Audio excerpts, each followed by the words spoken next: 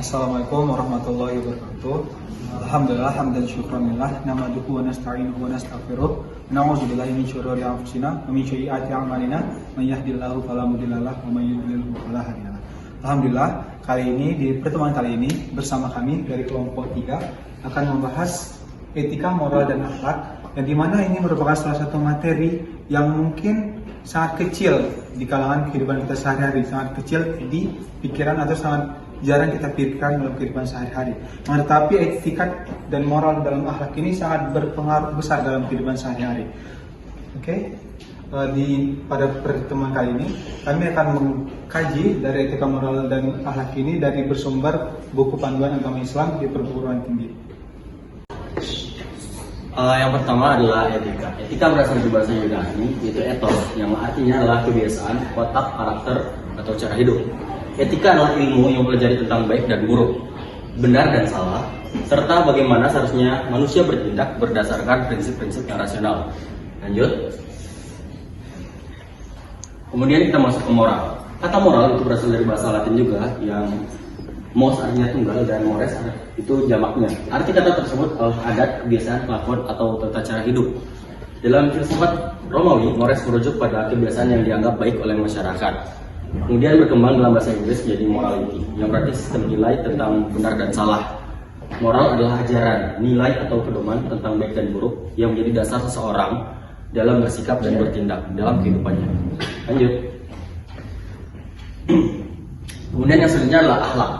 Asal-usul kata akhlak berasal dari bahasa Arab, yaitu dari kata khalaqa yang artinya menciptakan, kata khuluq yang berarti budi pekerti, tabiat, sifat batin atau karakter. Bentuk jamaknya adalah akhlak. Akhlak adalah sifat atau perilaku seseorang yang muncul dari dalam jiwa dan dilakukan secara sadar, tetap dan mudah, tanpa paksaan, berdasarkan nilai-nilai yang benar menurut ajaran agama Islam. Baiklah, selanjutnya kita akan membahas mengenai karakteristik akhlak dalam Islam. Nah, yang pertama di sini kita membahas mengenai Al-Quran dan hadis sebagai sumber. Seperti yang kita ketahui, Al-Quran dan hadis merupakan sumber utama umat Islam dalam memilih ataupun memilah mengenai suatu hukum yang bahkan tidak ada ketentuannya, yang dimana hal itu juga tidak dibahas dalam akal manusia. Nah, di sini Islam menjadikan Al-Quran dan hadis sebagai sumber. Al-Quran adalah firman Allah Subhanahu wa taala yang diturunkan melalui malaikat Jibril kepada Nabi Muhammad SAW di Wasur, yang kebenarannya bersifat mutlak, tidak ada keraguan dalam Al-Quran. Kemudian tidak ada satu kata pun yang diragukan di dalamnya. Dan hadis juga merupakan perkataan maupun perbuatan dan takririahnya Nabi kepada seluruh umat manusia agar menjadikannya sebagai pedoman dalam kehidupan sehari-hari. Yang kedua, bersifat umum dan universal. Nah, ajaran akhlak yang terdapat dalam Al-Quran bersifat umum dan universal. Artinya, dimanapun dan kapanpun masih berlaku dan up to date. Hal ini disebabkan aturan yang bersifat umum dan prinsipil. Nah, kita lanjut ke yang ketiga, yaitu bersifat menyeluruh. Akhlak dalam Islam menyangkut seluruh sisi kehidupan Muslim, ya. Tentunya Muslim dan Muslimah, meliputi akhlak kepada Allah, Rasulullah SAW, sesama manusia dan terhadap lingkungan. Nah, hal itu dinamakan dengan hablum minallah dan hablum minan nas, hubungan antara hamba dengan Allah Tuhan, hubungan vertikal, dan hablum minan nas, hubungan antar manusia dengan manusia lainnya, yaitu hubungan yang bersifat horizontal. Kita lanjut ke yang keempat, yaitu konsisten dalam cara dan tujuan. Nah, antara satu ajaran dengan ajaran lainnya tetap ada yang namanya konsistensi. Nah, sekali perkara itu baik, pada ayat berikutnya akan dikatakan baik. Demikian juga sebaliknya, sekali perkataan ataupun perkara itu dikatakan buruk, tetap akan buruk. Nah, selanjutnya yang kelima ada berpangkal pada iman dan takwa kepada Allah Subhanahu wa taala. Seorang muslim dapat melaksanakan akhlak berdasarkan atas iman dan takwa kepada Allah Subhanahu wa taala. Semakin tinggi imannya, maka ketakwaan yang ia miliki maka akan semakin tinggi juga. Iman yang kuat akan melahirkan akhlak yang mulia. Kebobrokan akhlak yang terjadi merupakan pertanda kerapuhan iman. Nah, yang keenam ada akhlak mulia menjanjikan balasan dari Allah Subhanahu wa taala. Sebagaimana Allah berfirman, "Faman ya'mal mithqala dzarratin khairan yarah wa man ya'mal mithqala dzarratin syarran yarah." kebaikan maupun keburukan akan dibalas dengan sangat adil. Sekecil apapun keburukan maupun kejahatan yang kita lakukan, sebiji zarah ataupun sebiji sawit yang sangat kecil pun pasti kita akan menerima yang namanya balasan dari Allah Subhanahu wa taala. Allah Maha Adil, alaihissallahu bi ahkamil hakimin, bukannya Allah seadil-adilnya zat. Nah, yang ketujuh, sesuai dengan fitrah yang bersih.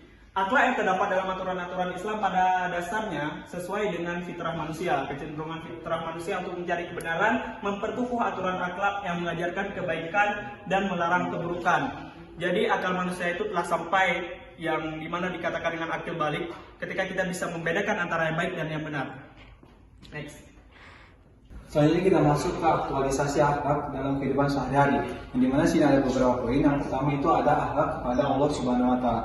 Dalam akhlak, baik kita moral ataupun akhlak kita kepada Allah Subhanahu wa taala, ada beberapa poin yang diambil di sini. Yang pertama itu adalah beribadah kepada Allah sebagai bukti ketundukan dan kepatuhan kepadanya. Zaman sekarang banyak sekali kita temukan bahwa orang-orang itu beribadah bukan karena Allah, melainkan ibadah mereka dilakukan secara foya-foya untuk dilihat seorang bahwa kita adalah manusia yang alim atau orang yang taat kepada agama gitu. Sehingga itu merupakan salah satu bentuk dari ria dalam kata beribadah, dan itu mungkin merupakan salah satu hal yang tidak baik dan tidak patut kita contoh. Yang kedua adalah al-hub, yaitu mencintai Allah melebihi cintanya kepada apapun. Nah, kita sekarang mungkin di antara kita ada yang memiliki pasangan sampai kita lupa bahwasanya kita lebih mencintai pasangan kita daripada Allah Subhanahu wa taala. Yang ketiga yaitu berzikir, yaitu kita selalu mengingat Allah dimanapun kita berada dalam semua kondisi dan situasi, baik diucapkan dengan mulut maupun dalam hati. Karena ada salah satu dari 7 golongan itu merupakan orang yang mengingat kepada Allah Subhanahu wa taala dalam keadaan sendirian. Terus ada yang keempat, yaitu berdoa kepada Allah, yaitu memohon apa saja kepada Allah, yang dimana di sini itu dalam konteks kita meminta hanya kepada Allah, bukan kepada selain Allah atau makhluk-makhluk yang diciptakan oleh Allah. Dan di sini doa merupakan inti ibadah dan merupakan pengakuan akan keterbatasan dan ketidakmampuan manusia. Yang selanjutnya ada bertaubat jika menyesali perbuatan buruk yang pernah dilakukan. Bertaubat dalam arti ini kita menyesali semua perbuatan yang telah kita lakukan, yang dimana situ yang merupakan perbuatan yang dilanggar oleh Allah, akan tetapi kita berjanji tidak akan melakukan perbuatan tersebut lagi. Yang keenam ada tawakal kepada Allah, yang dimana tawakal di sini dalam artian berserah diri kepada Allah sepenuhnya kepada Allah, karena kita adalah kepemilikan dari Allah, jadi Allah lah yang memiliki kita, jadi kita harus tawakal kepada Allah, berserah kepada Allah semuanya. Terus yang ketujuh ada tawadu, yaitu merasa rendah hati di hadapan Allah Subhanahu wa taala, mengakui bahwa kita manusia adalah rendah dan hina di hadapan Allah yang Maha Kuasa. Terus yang ke-8 yaitu bersyukur. Kita bersyukur kepada Allah Subhanahu wa taala, berterima kasih kepada Allah atas segala nikmat yang diberikannya dengan cara memanfaatkan nikmat tersebut di jalan Allah serta meningkatkan ibadah kepadanya. Terus yang ke-9 ada ridho dan ikhlas terhadap segala keputusan Allah Subhanahu wa taala. Yang dimana di sini dalam artian kita menerima segala sesuatu yang telah diberikan Allah kepada kita dan mempergunakan segala sesuatu yang diberikan oleh Allah kepada kita dengan sebaik-baik mungkinnya.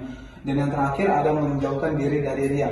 Dari semua hal ini sampai ke-9, indah dilakukan apabila tidak dilaksanakan dengan riya. Selanjutnya ada aktualisasi akhlak dalam kehidupan sehari-hari yang kedua, yaitu akhlak kepada Rasulullah. Di mana di sini ada terdapat 3 poin. Yang pertama itu ada mencintai Rasulullah secara tulus dan mengikuti semua sunnahnya. Yang kedua, menjadikan Rasulullah sebagai idola, sebagai teladan dalam kehidupan sehari-harinya. Yang ketiga, melakukan apa yang disuruh Rasulullah SAW dan meninggalkan apa yang dilarangnya. Selanjutnya, aktualisasi akhlak dalam kehidupan sehari-hari yang ketiga, yaitu akhlak kepada ibu dan bapak. Dalam aktualisasi akhlak kepada ibu dan bapak ini ada 6 poin. Yang pertama itu mencintai dan menyayangi ibu bapak. Mungkin terkadang kita lupa bahwa orang tua yang telah melahirkan kita di dunia ini. Kadang pun dalam satu hari kita lupa untuk berdoa kepada orang tua kita. Yang kedua itu bertutur kata sopan dan lemah lembut. Apabila kedua orang tua kita belum mampu untuk memberikan apa yang kita mau, hendaknya lah kita diam saja, atau hendaknya lah kita tidak memaksakan kehendak kita untuk meminta sesuatu tersebut. Dan baiknya kita bertutur kata yang sopan dan lemah lembut di depan mereka. Jangan sampai kita memanggil nama mereka juga. Terus yang ketiga, menaati segala perintahnya selama tidak bertentangan dengan ajaran agama. Jadi semua hal yang dia suruh atau yang dia perintahkan hendaklah kita taati atau hendaklah kita jalankan, karena segala sesuatu yang dia perintahkan merupakan salah satu perintah dari Allah Subhanahu Wa Taala yang diturunkan dari dia juga. Tapi selama tidak bertentangan dengan ajaran-ajaran agama. Terus yang keempat, menyantuni mereka jika sudah tua. Jadi mungkin zaman sekarang juga banyak anak-anak muda yang memasuki orang tuanya ke panti jompo. Mungkin itu tidak baik, teman-teman. Alangkah baiknya tidak kita contoh seperti itu. Yang kelima, mendoakan keduanya, baik ketika masih hidup apalagi setelah meninggal dunia. Mungkin ini yang harus kita lakukan setiap hari, 5 waktu sehari semalam juga harus kita lakukan, karena terkadang kita lupa untuk mendoakan kedua orang tua kita. Kadang kita lebih memilih untuk mendoakan keselamatan diri kita dalam kehidupan sehari-hari ke depannya. Terus yang keenam ada meneruskan silaturahmi dengan kerabat ibu bapak. Yang ini merupakan salah satu hal yang paling jarang kita laksanakan, apalagi karena kita tahu terkadang kita memikirkan bahwasanya jika silaturahmi itu hanya orang tua saja yang Kemudian soalnya aktualisasi akhlak dalam kehidupan sehari-hari, yaitu akhlak kepada sama manusia. Yang pertama, kita harus saling menghormati dan bersikap sopan santun antara sama manusia, karena dengan berbuat baik tentunya kebaikan itu tentu akan kembali kepada kita. Kemudian yang kedua, saling membantu. Saling membantu ini tidak terbatas kepada beberapa orang saja, tentu harus kita lakukan semuanya. Kita tidak bisa membedakan antara kita harus membantu yang satu ini tidak usah. Kita tidak boleh seperti itu. Kemudian yang ketiga adalah saling nasihat dan menasihati. Sebagai seorang muslim yang baik, tentunya kita harus saling menasihati kepada sama saudara kita apabila saudara kita melakukan kesalahan. Tentunya kita saling menasihati tidak terbatas pada agama, tapi pada seluruh manusia. Kemudian suka maafkan. Sebagai seorang manusia dan sebagai seorang muslim, suka maafkan merupakan salah satu hal yang sering dilakukan oleh Nabi. Karena dengan memaafkan, hati kita akan jauh lebih tenang. Next. Kemudian yang selanjutnya adalah akhlak kepada diri sendiri. Akhlak kepada diri sendiri itu kadang sering dilupakan oleh sebagian orang muslim, tapi tentu sangat penting bagi kita. Yang pertama adalah menjaga kesucian diri dan tidak menzalimi diri sendiri. Kita tentu harus menjaga kesucian diri kita dan tidak menzalimi diri sendiri dengan melakukan hal-hal yang dapat merugikan diri sendiri. Kemudian yang kedua adalah menjaga kesehatan diri. Sebagai seorang muslim yang baik, tentunya kita tidak boleh membiarkan diri kita terkena penyakit, mengalami luka-luka dan sebagainya. Kemudian ada yang ketiga, memperhatikan hak-hak diri baik secara fisik maupun psikis. Dengan memperhatikan hak diri kita secara fisik maupun psikis, insya Allahnya kita mungkin akan menjalani kegiatan dengan sehat dan tidak akan terganggu ataupun terhambat oleh hal-hal yang lain. Kemudian yang keempat, sabar dan pengendalian diri. Sebagai seorang muslim, kita tentu harus memiliki sifat yang sabar dan mampu mengendalikan diri sendiri. Karena tanpa sabar dan mengendalikan diri sendiri, kita bisa saja terjerumus dalam keputusan yang dapat merugikan kita juga. Selanjutnya adalah akhlak terhadap lingkungan. Yang pertama adalah memakmurkan bumi dan mengelola sumber daya alam. Kita sebagai manusia diturunkan ke bumi sebagai khalifah, harus menjaga bumi seperti yang pertama, memakmurkan bumi dan mengelola sumber daya alam. Tentunya kita harus menjaga bumi, tidak semena-mena mendebang-debang pohon dan menanami dengan tumbuhan yang lain, kemudian membakar pohon dan sebagainya. Kemudian yang kedua, tidak membuat kerusakan di muka bumi. Surah Al-Qasas ayat 7. Selanjutnya, kita masuk selanjutnya, yaitu hubungan tasawuf dengan akhlak. Sebelum kita masuk ke situ, kita harus mengenal dulu tasawuf. Apa sih tasawuf itu? Tasawuf adalah proses pendekatan diri kepada Tuhan Allah Subhanahu Wa Taala dengan cara mensucikan hati. Jika hatinya suci dan bersih, maka yang akan keluar adalah perbuatan-perbuatan baik, akhlak mahmudah, dan sebaliknya juga demikian. Apabila selanjutnya itu kita akan membahas tentang hubungan tasawuf dengan akhlak. Sebelum itu kita akan mengenal dulu apa itu tasawuf. Tasawuf adalah proses pendekatan diri kepada Allah Subhanahu wa taala dengan cara mensucikan hati. Jika hatinya bersih dan baik, maka yang akan keluar adalah perbuatan yang baik juga. Begitu juga dengan sebaliknya. Beberapa hal yang harus dilakukan untuk menyucikan hati. Yang pertama ada ijtinab al-mahiyat, yaitu menjauhi larangan Tuhan.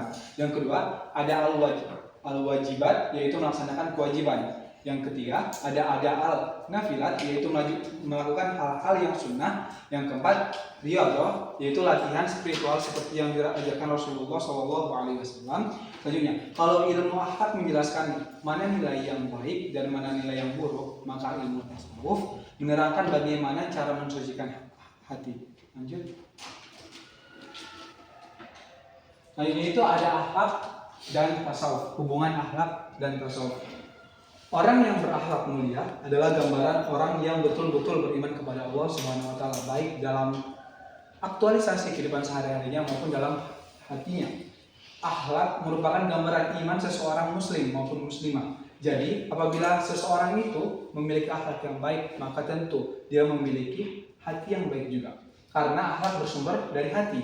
Maka untuk menciptakan akhlak yang baik terlebih dahulu, hati harus dibersihkan. Selanjutnya, kondisi hati dan tingkat keimanan sangat menentukan cerminan akhlak seseorang. Lanjut. Bagaimana sih adat, pergaulan, dan pakaian dalam Islam? Sini akan kami bahas 4 poin pergaulan dan pakaian dalam Islam. Yang pertama itu menjaga pandangan dan mata ketika melihat lawan jenis secara berlebihan. Nah, kita berada di kampus STMKG nih. Mungkin kita bakal setiap hari bakal berpas-pasan dengan akhwat atau dengan lawan jenis kita. Langkah baiknya kita menjaga pandangan mata ketika melihat lawan jenis kita. Terus yang kedua itu tidak berdoa-doaan antara pria dengan wanita yang bukan muhrim. Ya, itu mungkin kita telah mengetahuinya. Yang ketiga itu tidak bersentuhan kulit antara pria dan wanita yang bukan muhrim. Bertatapan saja sudah dilarang, apalagi bersentuhan. Yang keempat, tidak berbaur antara pria dan wanita di suatu tempat yang mungkin tempat itu akan memunculkan muhadharah. Selanjutnya, yang terakhir, mungkin bagaimana sih kriteria pakaian dalam muslimah? Oke, di sini ada 4 poin yang akan dibahas. Yang pertama itu kriteria pakaian muslimah. Yang pertama itu menutupi seluruh badan kecuali telapak tangan dan wajah. Yang kedua itu tidak ketat sehingga masih menampakkan bentuk tubuh yang ditutupi. Zaman sekarang banyak sekali orang yang beralasan karena berolahraga harus memakai pakaian ketat agar lebih mudah bergerak, sampai badan itu kelihatan ketat gitu, sampai menampakkan bentuk tubuh. Itu tidak baik ya teman-teman, tidak baik dipatuhi. Terus yang ketiga itu tidak tipis sehingga warna kulit masih bisa dilihat. Karena banyak juga sekarang perempuan yang memikirkan bahwasannya kulit kita nampak itu sebagai model gitu, sebagai agar mereka nampak lebih bagus gitu. Jadi itu tidak baik juga ditiru. Yang terakhir, dipakai tidak dengan maksud memamerkan dan untuk menarik perhatian orang lain. Jadi alangkah baiknya kita memakai itu bukan untuk ria atau untuk menampakkan bahwa aku nih memakai baju keren gitu. Sekian terhadap apa yang dapat kami sampaikan. Mohon maaf atas segala kekurangan. Sekiranya terhadap apa yang telah kami sampaikan dapat bermanfaat bagi kami diri kami sendiri dan juga kepada rekan-rekan dan siapa yang bisa melihat video kami ini. Lebih dan kurang kami mohon maaf karena hanya Allah yang Maha Sempurna. Wabillahi taufiq wal hidayah. Assalamualaikum warahmatullahi wabarakatuh. Waalaikumsalam.